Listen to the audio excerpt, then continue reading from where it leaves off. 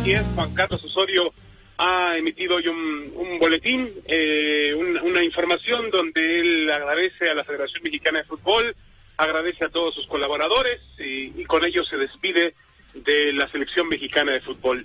Se va con más pena que gloria, eso sí, Pepe, me parece que no cumplió el cometido de llevar a México al siguiente nivel competitivo.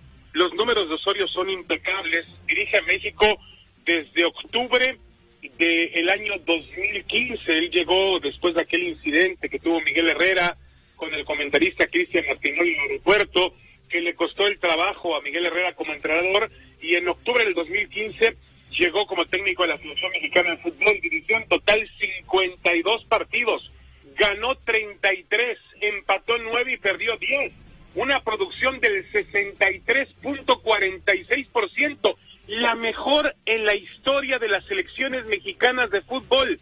Nadie nunca había tenido una producción así, pero a pesar de que esos números son positivos, yo creo que Osorio fue traído al fútbol mexicano para tratar de darle el siguiente paso en el nivel competitivo, y lamentablemente después de un inicio muy esperanzador en el Mundial de hace algunas semanas en Rusia, aquel triunfo frente a la selección de Alemania en su presentación, después la selección mexicana fue cayendo otra vez, sabemos que perdió con Suecia en la primera ronda y finalmente fue eliminada por Brasil en el partido de los octavos de final, no logró el famoso pase al quinto partido. Más allá de eso, Osorio, cuando intentó competir al máximo nivel en un mundial de fútbol, insisto, no pudo.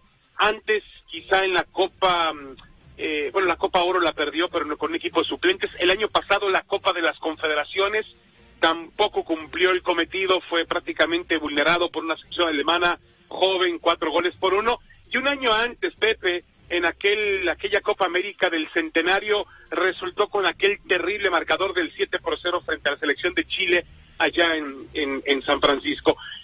Osorio, lo mejor que hizo Osorio fue darle calma a la Federación Mexicana de Fútbol en el sentido de que logró clasificarse al Mundial sin ningún tipo de complicación, cosa que México había tenido su complicación hace 4 años o hace 5 años cuando intentó clasificarse para el Mundial de 2014 y tuvo que hacerlo vía un repechaje en Nueva Zelanda. Y le dio calma también en el entorno, es decir, un hombre que no se metía en mucha polémica, un hombre que solía hablar de fútbol, que tenía mucha prensa en contra, sí, que tenía también algunos aficionados que no estaban a su favor, sí, que tenía algunos grupos también que obviamente no veían con buenos ojos que un técnico extranjero dirigiera a la selección mexicana de fútbol, también existió, pero a todo eso él pudo superarse y de alguna manera anteponerse.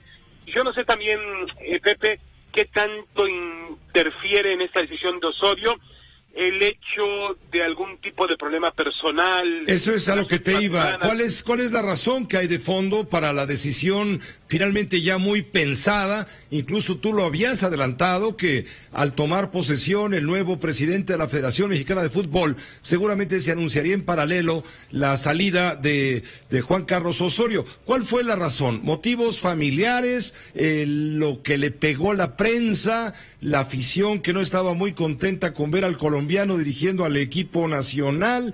En fin, ¿qué hay atrás de todo esto? ¿El monto del contrato? No, yo creo que, Pepe, al final del día fue una combinación de todo, pero obviamente el tema personal tiene que ver, por supuesto. Él ha comentado una otra vez que ha tenido que dejar a su familia en Colombia. La familia no quiso mudarse a México a vivir con él. Él prácticamente no vivía en México, pasaba gran parte del tiempo en su casa en Medellín, y quiero pensar que eso se habrá combinado con una oferta de la selección de Colombia. El sueño de él es dirigir en Colombia.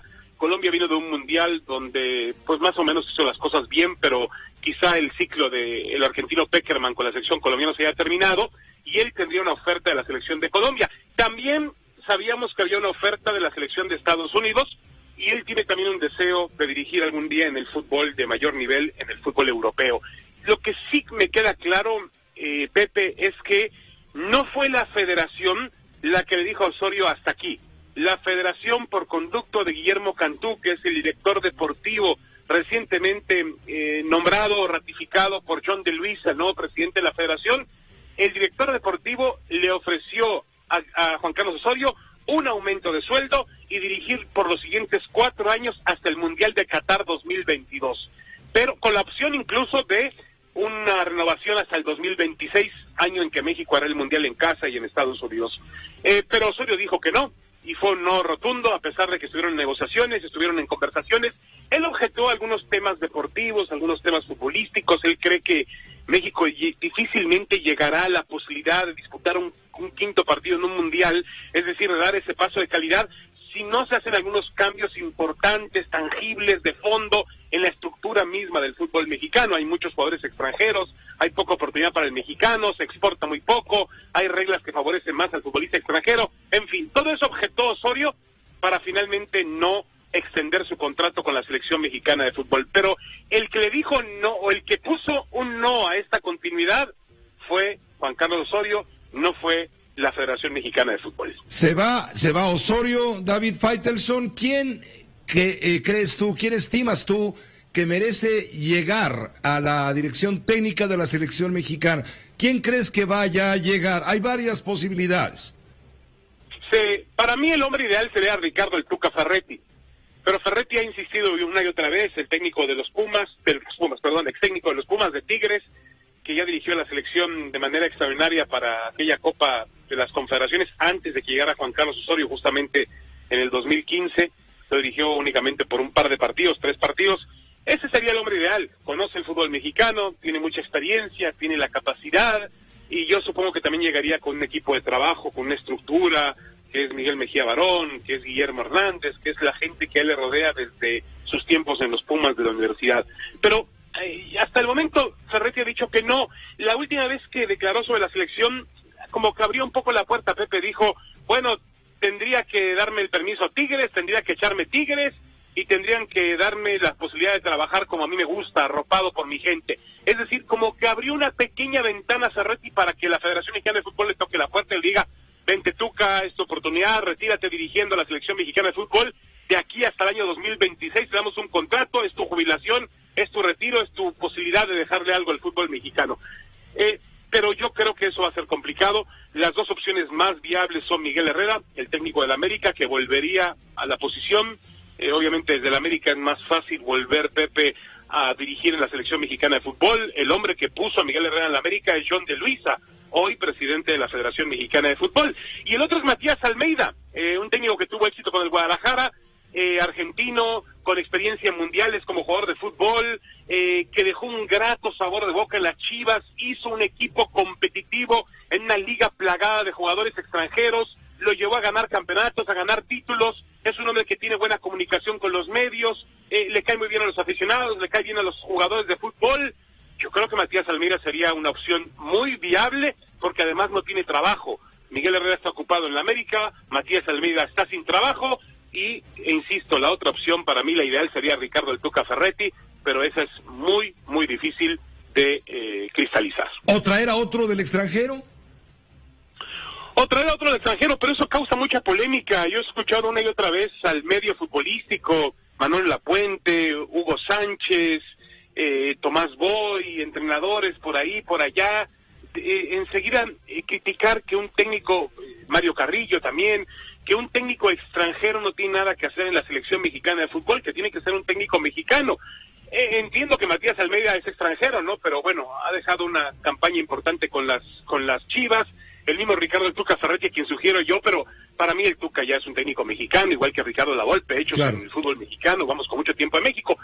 Yo creo que existe también la inquietud de un técnico extranjero, que finalmente le dé el paso a ese nivel, Pepe, que el fútbol mexicano ha acariciado, pero que no ha podido lograr.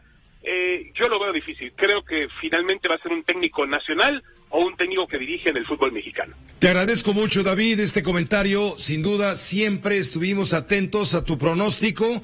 Nos llamó la atención que al presentarse John de Luisa dijera, bueno, el asunto de Juan Carlos Osorio lo definiremos un poco más adelante. En su momento, bueno, no transcurrieron ni 48 horas cuando ya se hizo oficial, pues, por voluntad de Juan Carlos Osorio, el abandonar, el dejar el contrato con la selección mexicana de fútbol, un contrato que ya había terminado cuando concluyó la presentación de México en el Mundial de Rusia 2018. Muchísimas gracias, David Faitelson. Ojalá algún día nos brindes la oportunidad de comentar sobre las penas y las espinas y las piedras en el zapato del fútbol mexicano, porque estamos viendo, por ejemplo, el fracaso de la representativo nacional de los centroamericanos es verdaderamente de no creerse, después de haber sido los campeones y en los centroamericanos pasados, y ahora todo al parecer se debe a la falta de voluntad de los dueños de los equipos para prestar jugadores